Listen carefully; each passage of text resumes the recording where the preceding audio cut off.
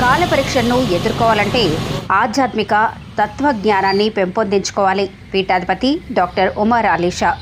మానవుడు తన జీవన పయనంలో ఎదురయ్యే కష్టాలు, నష్టాలు, దుఃఖాలు, బాధలు మొదలగు కాల పరీక్షలను ఎదుర్కోవాలంటే ఆధ్యాత్మిక తాత్విక జ్ఞానాన్ని పెంపొందించుకోవాలని పీఠాధిపతి డాక్టర్ ఉమర్ అలీషా అన్నారు.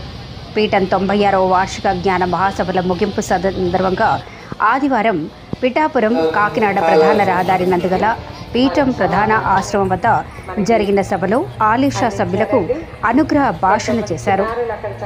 కాలానికి అతీతంగా ప్రయాణించే జీవి ఏది సృష్టిలో లేదని వెల్లడించారు. జీవన తత్వంలో ఆధ్యాత్మిక తాత్విక జ్ఞాన మార్గాన్ని ఆచరిస్తూ ప్రయాణం సాగిస్తే సుఖం దుఃఖాలను ఒకే రీతిగా చూడగలిగే స్థితి ఏర్పడి ఈశ్వరతత్వం అనే స్థితిని పొంది ధరింపజేసుకునే అవకాశం ఏర్పడుతుందని పేర్కొన్నారు. సామాన్యుడు మొదలుకొని తత్వవేత్తల వరకు కాలం అందరినీ పరీక్ష పెడుతుందని తెలిపారు. మానవుడు గురువును ఆశ్రయించి భ్రాంతి శక్తులను తొలగించుకున్నప్పుడు తనలోని పరమాత్మను దర్శించుకోగలుగుతాడని తెలిపారు. సభకు ముఖ్య అతిథిగా విచ్చేసిన Adikavi Nannaya university vice chancellor K Padmaraju మాట్లాడుతూ ఆధ్యాత్మిక తత్వ ప్రబోధం సామాజిక సేవల ద్వారా విశ్వ మానవ శ్రేయస్సు కోసం కృషి చేస్తున్న మహోన్నత పీఠం శ్రీ విశ్వ విజ్ఞాన విద్య ఆధ్యాత్మిక పీఠం అని అన్నారు. దైవం మనుష్య రూపమేణ అనే మాటలకు నిలువెత్తు నిదర్శనం పీఠాధిపతి ఆలీషా అని పేర్కొన్నారు. Umar Alisha rural development trust ద్వారా ఏర్పాటు చేసిన కుట్టు మిషన్లు, పక్షుల ఆహారం కొరకు తయారు చేసిన ధాన్యపు కుర్చీలు మరియు భవిత ప్రత్యేక అవసరాల పాఠశాల విద్యార్థులకు ఎన్ఆర్ఐ సభ్యులు పేరూరి ఉమా అరవింద్, విజయరామ సుబ్బారావు, సనా ఏర్పాటు చేసిన ప్రింటర్ను పీఠాధిపతి ముఖ్య అతిథి సమక్షంలో సభలో అందజేశారు. ఈ సందర్భంగా అహ్మద్ అలీషా, కాకినాడ ఎంపీ వంగ గీత, సాహితీవేత్త జానకీరామ్ చౌదరి, కాకినాడ మాజీ డిప్యూటీ మేయర్ అరిగెల బున్ని, పీఠాపురం పట్టణ సిఐ శ్రీనివాస్, ఎన్సిఎస్ ఇండస్ట్రీస్ అధినేత నారాయణం, మురళి తదితరులు పీఠాధిపతిని దర్శించుకున్నారు.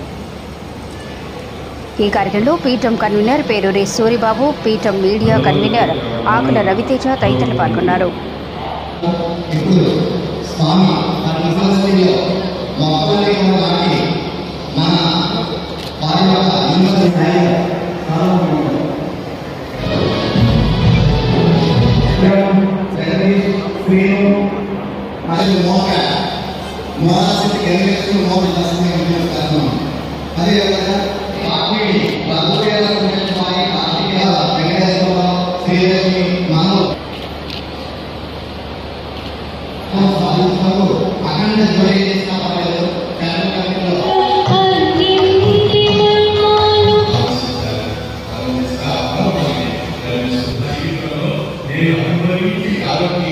ఆనందంగా ఉండాలి, సంతోషంగా ఉండాలి అని ఆశించాను. కానీ ఆ ఫలం ఏదైతే ముందు మీకు ఉపన్యాసాలను తెలియజేసి ఆ విషయాలన్నీ ప్రతి విశ్వాసంలో లక్ష్యము జ్ఞానం. శ్రీ విశ్వ విజ్ఞాన విద్య ఆధ్యాత్మిక పీఠం యొక్క 96వ వార్షిక మహాసభలు 3 రోజులు ఎంతో ఘనంగా నిర్వహించుకున్నాం. ఈ సందర్భంగా మానవ సమాజానికి ఆధ్యాత్మిక తత్వము అనేది ఒక నేత్రమైతే సామాజిక సేవా తత్వము అనేటువంటిది రెండవ నేత్రం. ఈ 2 నేత్రాలతో చూడగలిగినట్లయితే సమాజంలో ఒక మహోన్నతమైనటువంటి ఆదర్శమైనటువంటి వ్యక్తిత్వాలుగా మనం పరిణామం చెందే అవకాశం మనందరికీ ఏర్పడుతుంది. మనందరం శాంతిని, సంతోషాన్ని, ఆరోగ్యాన్ని, ఆనందాన్ని మనందరం కోరుకుంటున్నాం. అన్ని మతాల్లో కూడా మానవత్వమే మతము అని చెప్పబడుతుంది. కాబట్టి ఆ మానవత్వంలో మన అందరం కూడా భాగస్వాములై ఆ మానవత్వపు విలువలతో కూడినటువంటి ఆధ్యాత్మిక జ్ఞానతత్వాన్ని మనం అలవర్చుకున్నట్లయితే సమాజంలో సుఖశాంతులు, సంతోషం, ఆరోగ్యం, ఆనందం మన అందరూ కోరుకున్నటువంటిది, మన అన్ని మతాల వారు కోరుకున్నటువంటిది మనందరికీ లభ్యం కావాలి. ఆ విధంగా మనం ఆధ్యాత్మిక జ్ఞానతత్వం ద్వారా మత సామరస్యము, సర్వ మానవ సౌభ్రాతత్వంతో మనుగడ సాగిస్తూ సమాజంలో శాంతితో కూడినటువంటి తత్వాలు మనందరూ వికసింపచేసుకుంటూ సామాజిక సేవా స్ఫూర్తిలో భాగంగా మన పర్యావరణాన్ని మనం పరిరక్షించుకోవడానికి ప్రతి ఒక్కరూ ప్రతి సంవత్సరం 3 మొక్కలు చొప్పున నాటగలిగినట్లయితే అది మన ఆయుష్ ఉన్నంత వరకు ఎన్నో మొక్కలుగా ఏర్పడి అది వాతావరణ కాలుష్యాన్ని నివారింపజేసుకుని పర్యావరణాన్ని పరిరక్షించుకుంటూ భూ వాతావరణం వేడెక్కకుండా ప్రకృతి వైపరీత్యాలు ఏర్పడకుండా మనం ఎన్నో సమస్యలు మనం పరిష్కరించుకుని మన భూగ్రహాన్ని సురక్షితంగా మనము మనతో పాటు మన జీవరాశి కూడా ఎంతో ఆహ్లాదకరమైనటువంటి ఆరోగ్యకరమైనటువంటి సంతోషకరమైనటువంటి జీవితాన్ని మనందరం గడిపేటువంటి అవకాశం కలుగుతుంది. భగవంతుడు మనకు ప్రసాదించినటువంటి మేధాశక్తిని మనం తాత్విక ఆలోచనతో సద్వినియోగపరుచుకుంటే విశ్వశాంతి ఏర్పడుతుంది.